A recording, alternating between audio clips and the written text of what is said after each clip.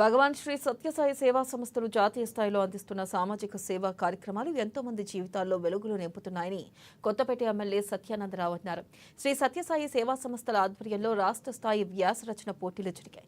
ఇందులో గెలుపొందిన వారికి అంబేద్కర్ కోనసీమ జిల్లా రావులపాలెం సత్యసాయి సేవా కేంద్రంలో బహుమతి ప్రదానోత్సవ కార్యక్రమాన్ని నిర్వహించారు.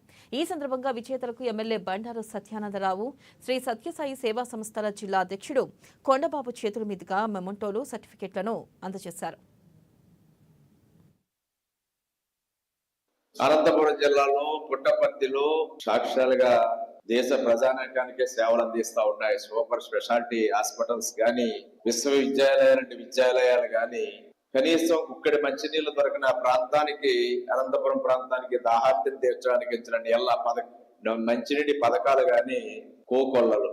ఎందుకంటే శాసనసభ్యుడిగా వచ్చినప్పటికీ వారు సేవా కార్యక్రమాల్లో విరివిగా జరుగుతూ ఉంటాయి. అనంతపురం, ఆ రాయలసీమ జిల్లాలో అనేక గ్రామాలకి తాగడానికి మంచినీరు లేని ప్రాంతాలకి సత్యసాయి ట్రస్ట్ ద్వారా అందిస్తా ఉన్నారు మంచినీరని.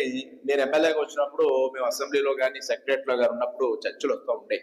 ఇక్కడ ప్రభుత్వాలు కొన్ని వందల కోట్ల రూపాయలు ఆ రోజుల్లో, అంటే 30 ఏళ్ల క్రితం నేను చెప్పే మాట, ఆ రోజుల్లో మంచినీటి కోసం సత్యసాయి బాబా వారు ఖర్చు పెట్టేవారు. ఆ ప్రాంతంలో వందల కోట్ల రూపాయలు.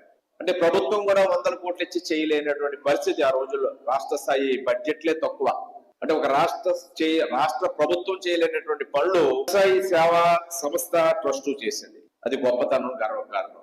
అటువంటి గొప్ప దైవాంశ సంబూతుడు మన బాబా గారు. వారి యొక్క అడుగుజాడల్లో మన వారందరూ దీన్ని ఇంకా వారి నాడు మన ముందు లేకపోయినా వారి స్ఫూర్తి, వారు చూపించిన మార్గం, ఆ ప్రేమ మార్గం. అనంతపురం జిల్లా మల్లాపురం గ్రామ